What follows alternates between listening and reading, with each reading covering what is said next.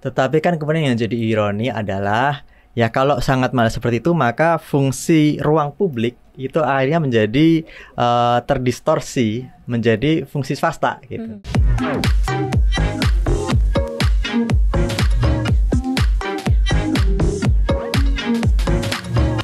Hai Sobat Cuan, selamat datang di podcast Cuap Cuan. Halo. Apa kabar Sobat Cuan? Semoga selalu sehat ya. Hari ini ada koneksi konten Ekonomi seksi. Yes, selalu seksi karena seperti biasa ada Maria Katarina di sini, ada Head of Research CNBC Indonesia Arief Gunawan, dan juga ada Ibu Inta yang selalu cantik ya, produser CNBC Indonesia TV.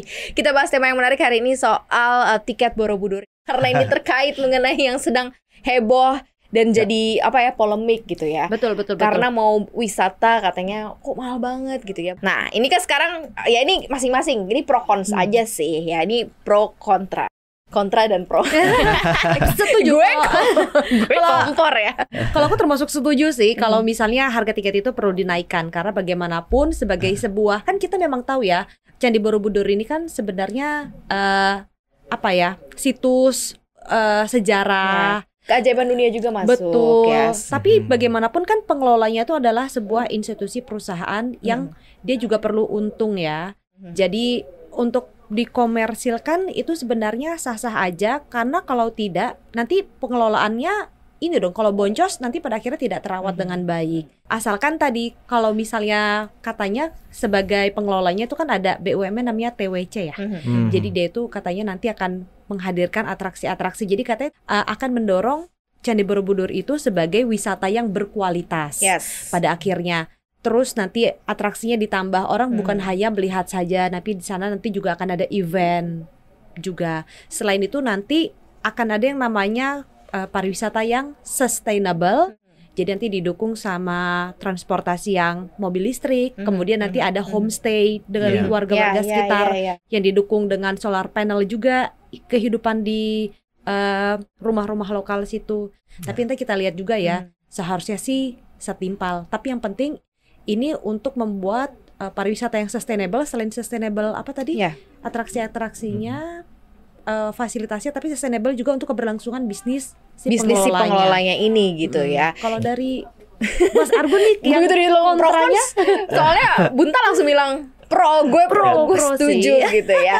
Tapi untuk sisinya Bunta gue juga ada setujunya sih, karena kan sebagai salah satu orang yang berasal mungkin dari Jogja gitu ya, itu kan di Jawa Tengah posisinya, dekat lah ya. Kalau kita misal ke Jogja, keluarga pasti bawaannya kepengennya ke yaudah ngumpul ke Borobudur gitu. Tapi nggak terlalu tahu banget sebenarnya mau ngapain gitu.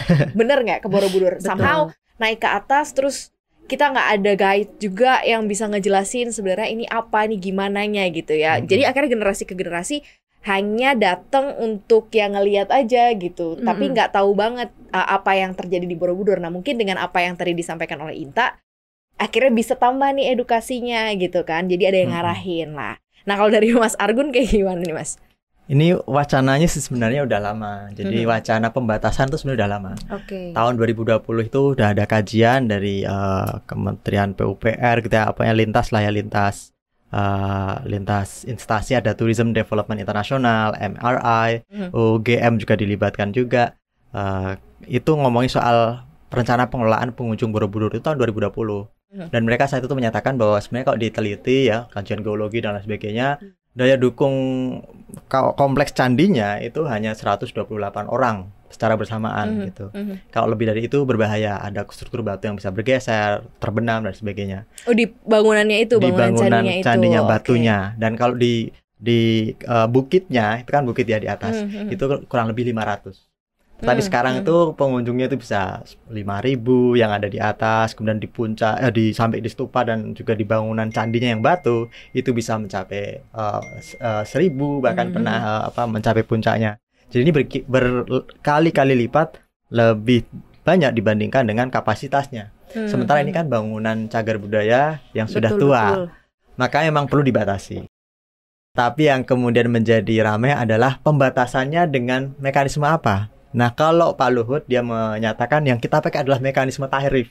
Itu mekanisme paling gampang. Udah tarifnya aja dinaikin, jadi yang masuk yang mampu saja. Yang punya duit. Yang punya duit. Cepet sih itu bener. Dan diharapkan karena dia cost-nya mahal, maka orang pun akan lebih menghargai gitu ya, ketika momennya dia berkunjung, ya tidak foto-foto aja atau makan atau apa, tapi benar-benar menikmati apa yang ada di relief-relief itu. Betul. Setelah dipikir-pikir, orang yang mau pergi ke Borobudur ngeliat langsung candinya tuh berapa persen sih yang sebenarnya orang yang ingin studi, mau tahu gitu.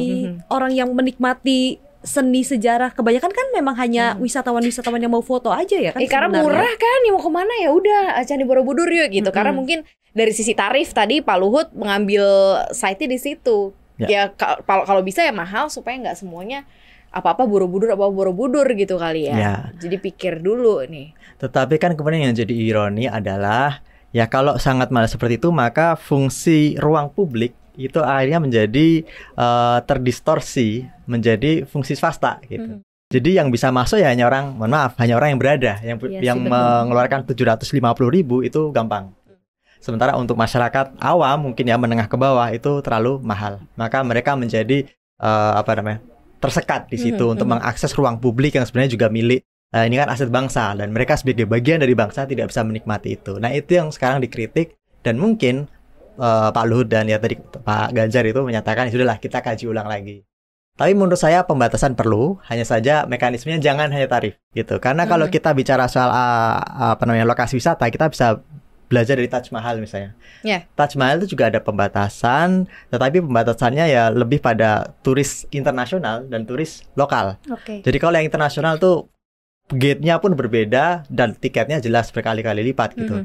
Mereka mendasarkan kenapa diperbedakan seperti itu, karena secara filosofi wisatawan mancanegara itu dia menikmati komoditas wisata di suatu negara lain. Taruhlah di Indonesia berarti ya komoditas wisata kita dengan dengan cost yang lebih rendah dibandingkan dengan masyarakat lokal. Kenapa? Kalau masyarakat lokal mau ke Borobudur, dia naik pesawat, mau naik kereta, itu infrastrukturnya kita ikut bangun dengan PPh yang kita potong pajak. Tentang masyarakat asing yang berkunjung ke Indonesia, mereka yang berkunjung tidak perlu membayar biaya perawatan infrastruktur, maka mereka bisa mendapatkan akses ke tempat-tempat wisata kita. Itulah makanya perlu ada pembedaan tarif antara wisatawan mancanegara dan wisatawan lokal. Dan itu yang sekarang saya pikir perlu didorong di Borobudur. Jadi Wisma itu dimahalin aja nggak apa-apa. Karena buat mereka, buat ya masyarakat asing ya, kalau mereka berwisata di negara lain, ya jangan kemudian negara itu menjadi terbebani. Ada istilahnya itu immiseration. Jadi tourism and immiseration, turisme atau pariwisata dan pemiskinan. Gitu. Kita bisa mengambil contoh misalnya di Filipina ada sebuah pulau, semacam Pulau Seribunya lah gitu ya, indah. Tetapi karena wisatawannya nggak diatur, akhirnya daya dukung pulau itu menjadi rusak, udah rusak pulaunya gitu. Dan kemudian masyarakat juga akhirnya miskin gitu, karena potensi wisatanya sudah hilang. Nah hal seperti ini harus dicegah, karena itu orang yang berkunjung ke Indonesia sebagai wisatawan harus benar-benar memiliki uang untuk mengkompensasi risiko-risiko itu gitu. Risiko kerusakan, kemudian juga daya dukung yang mulai berkurang. Toh kita pun kalau jadi turis di negara lain kan juga di beberapa negara juga memberlakukan hal yang sama untuk situs-situs sejarah seperti itu. Kayak contohnya di Myanmar gitu ya, beberapa waktu lalu gue sempat ke Myanmar juga, di mana ada beberapa situs yang candi-candinya nggak gitu bagus kok, nggak sebagus Indonesia ya, maksudnya nggak sebagus Borobudur. Itu kalau dikursin rupiah pun juga nggak murah gitu, sejutaan juga gitu, dan turis tetap datang dan tetap masuk dan tetap bayar gitu. Nah kenapa itu juga nggak diberlakukan juga? Sebenarnya gitu ya? Memang kalau misalnya aku lihat sendiri untuk pengelolaan situs-situs di Indonesia tuh masih kurang ya. Waktu itu juga pernah kan aku ke India, ke Taj Mahal. Jadi mereka itu kalau misalnya kita mau masuk ke dalam, terus kita menjelajahi isi-isinya, kita bahkan bisa ngeliat makamnya, terus kawasan kompleknya, kita tuh harus lepas sepatu. Nah, terus kita dikasih alas kaki, karena katanya ternyata yang bikin salah satu merusak situs itu adalah gesekan antara alas kaki dengan permukaan-permukaan bangunan situs itu. Tapi kalau misalnya di kita kan kayak bebas aja. Jadi mungkin sebenarnya komersialisasi ini akan terlihat menjadi sangat parah, karena ini mungkin udah gunung es ya, masalah yang sudah lama. Akhirnya untuk mengkompensasi segala kerusakan itu, untuk mengkompensasi jumlah orang yang dikurangin, akhirnya langsung dengan cara paling cepat yaitu naikin jadi. Tapi kalau untuk warga-warga lokal di negara-negara lain ini tetap kenaikannya berapa sih Bunta, maksudnya nominalnya? Nah ini dia bener nih Mbak Maria. Jadi ada dari Detik Finance nih, dia udah ngerangkum ada beberapa harga tiket masuk situs warisan dunia. Contohnya nih kalau misalnya di Tembok Besar China, itu kan situs bersejarah juga, dan dia bukan cuma kita datang ngelihat tembok China-nya aja, tapi juga suka ada event-event dibuat oleh pengelolanya. Itu menarik ya, mereka itu menetapkan harga tiket masuknya mulai dari 25 yen China atau 54.300 per orang. Tapi memang sih kadang-kadang naik. Kalau naik ya bisa lebih dari itu. Tapi tergantung seasonnya berarti ya. Tapi nggak nyampe jutaan sih, kecuali kalau kamu ngambil tur lengkap. Nah itu bisa sampai 1,7 juta. Terus ke Colosseum Italia. Colosseum tahu kan ya, ini peninggalan bersejarah tempat area gladiator ya dulu. Jadi kalau nggak ke Colosseum belum ke Italia lah. Harus ke sana. Nah itu harga tiket masuk untuk dewasanya itu 16 euro atau setara 247.000. Kalau untuk tiket turnya mulai dari 40 euro itu 619.000. Taj Mahal itu masuknya sekitar 1.100 rupiah atau sekitar 204 rupiah. 204.000 rupiah. Kalau Wat Arun Thailand itu Candi Buddha sekaligus situs paling terkenal di Bangkok, Thailand. Dan itu harganya 50 Thai baht atau 21.000 rupiah kalau dirupiahkan. Memang ada rencana kenaikan. Ya? Tapi kalau kenaikan yang di Wat Arun itu katanya nanti tiketnya jadi 100 baht atau 44.000 rupiah per orang. Terus ada juga piramida Agung Giza, itu piramida tertua dan terbesar yang ada di nekropolis Giza, Mesir. Kalau misalnya masuk itu bayarnya 400 Egyptian pounds atau sekitar 300.000 per orang. Sebenarnya kalau isunya itu daya dukung candi, maka yang harus diatur adalah berapa orang yang ada di candi secara bersamaan. Pengunjung berarti kan? Pengunjung. Jadi sekarang ini kan orang beli tiket silakan masuk semua. Jadi ketika peak season bisa ribuan orang di atas candi secara bersamaan atau ya ratusan lah ya. Berarti kalau misalnya lagi nggak peak season ya cuma 2 atau 3 gitu. Nah ini harus diatur gitu. Begini, kita bisa menerapkan pola misalnya shift. Jadi setiap kunjungan, nanti kita kasih jam kunjungan maksimal 2 jam. Dan jarang ngaturnya gimana? Sekarang banyak teknologi. Ada gelang misalnya. Gelang yang kemudian berbunyi ketika sudah lewat 2 jam. Itu bisa diterapkan. Tinggal nanti ada pengawasan di sana. Jadi ketika udah berbunyi ya udah disilahkan keluar. Pintu masuk dan keluar juga diatur. Masuk di sisi mana, keluar di sisi mana. Jadi teratur. Artinya ketika shift 1 berjalan, misalnya dari jam 5 sampai jam 7, 2 jam ya. Ya sudah, hanya ada 120 orang maksimal di sana. Dan ini yang premium biasanya. Kan kalau ada hotel di sana Manohara itu kan ada paket nonton sunrise, itu tiketnya mahal, saya lupa berapa itu. Ada 1 juta kalau nggak salah. Nah, itu aja taruh di situ. Nah, nanti 2 jam kemudian juga sudah ada trip selanjutnya, dihitung sampai kemudian jam 7 malam, itu berarti ada 7 shift. Nah, 7 shift dengan asumsi kita membatasi 120 pengunjung per shift, maka total ada 120 kali 7 sekitar 840. 840 kali misalnya berapa 30 hari lah ya. Itu berarti sekitar total ya satu bulan itu 1,2 miliar. Nah, kalau sampai totalnya sampai ke mana ke setahun ya 14 miliar. Dan itu udah lebih tinggi dibandingkan pendapatan tiket Borobudur tahun 2020 yang hanya 11 miliar. Jadi kalau memang isunya pada keuangan, sebenarnya bisa dengan itu dibikin shifting, asalnya itu jamnya jelas 2 jam 2 jam harus bergantian gitu. Dan di sisi lain ada ketimpangan nih, perlu ekstensifikasi tujuan wisata. Tetapi ada sebenarnya paket gitu ya? Ada paket. Jadi menurut penelitian Kementerian PUPR, Candi Borobudur itu udah over capacity, tapi candi yang di sekitarnya, Candi Mendut sama Pawon itu sepi gitu. Nah, kenapa pusatnya hanya di Borobudur? Harusnya ketika orang bayar tiket itu, dia mengunjungi Borobudur tadi 2 jam misalnya, jamnya sudah habis, dia keluar, langsung ada bis yang menanti membawa dia ke Candi Mendut. Jadi dia mendapatkan ya ada atraksi tambahan atau bisa mengunjungi tempat yang lain gitu dengan harga yang lebih tinggi. Nah, ini akan memeratakan tadi itu kapasitas, nggak cuma terpusat di Borobudur, tapi yang Mendut dan Pawon juga terkunjungi, atau tadi Candi Boko misalnya, atau kalau bisa Prambanan lebih jauh lagi dipaketkan seperti itu. Jadi saya pikir memang perlu manajemen arus wisatawan yang ada di situ gitu. Dan kalau itu yang terjadi tanpa kenaikan tarif pun sebenarnya tadi 50.000 seandainya ya, wisatawan asing maupun domestik tetap sama 50.000 tiketnya itu dapat tadi 14 miliaran kalau asumsinya rata ya tiap hari peak. Nah, kemudian juga apa? Ya harus sistem reservasi. Oke, silahkan. Kayak Ancol kan juga gitu kan, reservasinya by online kan. Ya betul. Online. Jadi kalau saya mau kunjungan udah tersedia slotnya jam berapa? Tadi sesi 1 misalnya jam 5 sampai jam 7. Saya pingin itu karena paling seksi kan ada view sunrise. Ya sudah, saya daftar, saya bayar.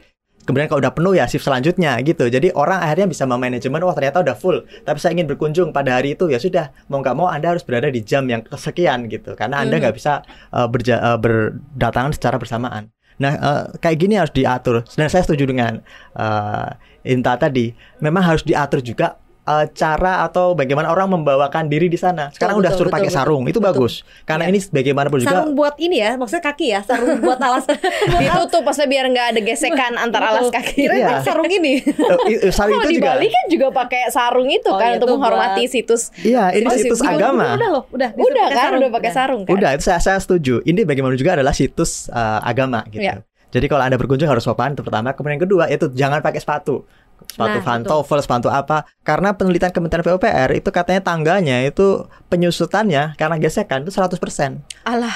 Jadi kalau 1 tahun 2 cm, tahun berikutnya itu 2 cm lagi. Jadi batunya itu kena gesekan. Nah, ini juga harus diatur. Ini urgensi sih sebenarnya untuk segera menentukan gimana cara pengelolaannya. Karena kan kita ingat sekarang ini pandemi memang belum berakhir, tapi kan COVID-nya udah mulai turun, mobilitasnya mulai tinggi, orang tuh antusiasmenya besar banget untuk pergi ke tempat-tempat wisata. Ini pasti membludak sih orang ke Borobudur. Jadi kalau misalnya tidak segera diputuskan bagaimana cara untuk menyelamatkan situs kebanggaan kita nih. Karena kan kita pengennya nanti anak, cucu juga masih bisa ngelihat Borobudur gitu ya. Dan sampai ini sejarah. Ketika orang berbondong-bondong datang ke Borobudur malah hancur karena nggak ada yang jelas gitu. Seperti tadi ya, pulau di Filipina itu yang tadi Mas Argun bilang itu ya. Mungkin Pak Sandi Uno mau rekrut Arif Gunawan. Mari kita bekerja sama dengan CNBC. Mari bekerja sama dengan CNBC, Pak. Kita kasih insight yang bagus ya Pak untuk tempat-tempat wisatanya Pak Sandi Uno di Indonesia. Gitu deh Sobat Cuan.